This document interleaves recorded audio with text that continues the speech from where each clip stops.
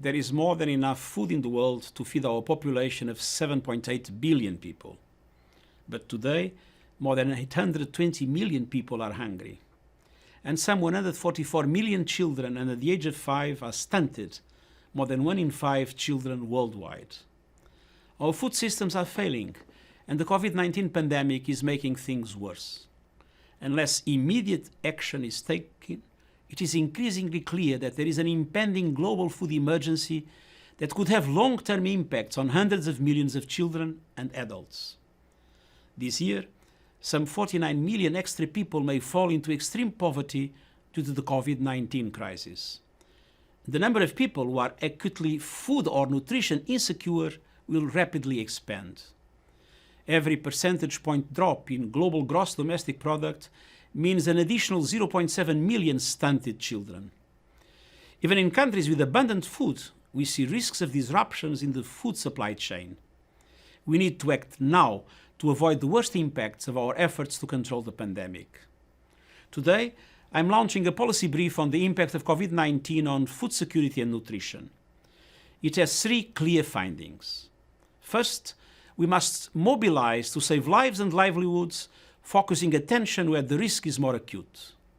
That means designating food and nutrition services as essential, while implementing appropriate protections for food workers.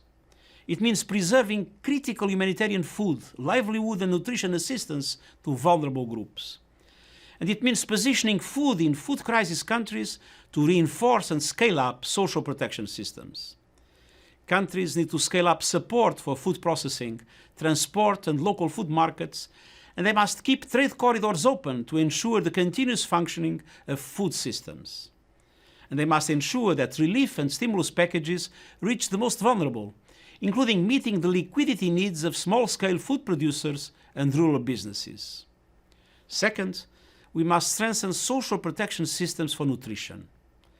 Countries need to safeguard access to safe, nutritious foods, particularly for young children, pregnant and breastfeeding women, older people and other at-risk groups. And they need to adapt and expand social protection schemes to benefit nutritionally at-risk groups. This includes supporting children who no longer have access to school meals. Third, we must invest in the future. We have an opportunity to build a more inclusive and sustainable world. Let us build food systems that better address the needs of food producers and workers. Let us provide more inclusive access to healthy and nutritious food so we can eradicate hunger. And let us rebalance the relationship between food systems and the natural environment by transforming them to work better with nature and for the climate. We cannot forget that food systems contribute up to 29% of all greenhouse emissions, including 44% of methane, and are having a negative impact on biodiversity. If we do these things and more, as indicated by the brief we are launching today, we can avoid some of the worst impacts of the COVID-19 pandemic on food security and nutrition, and we can do so in a way that supports the green transition that we need to make. Thank you.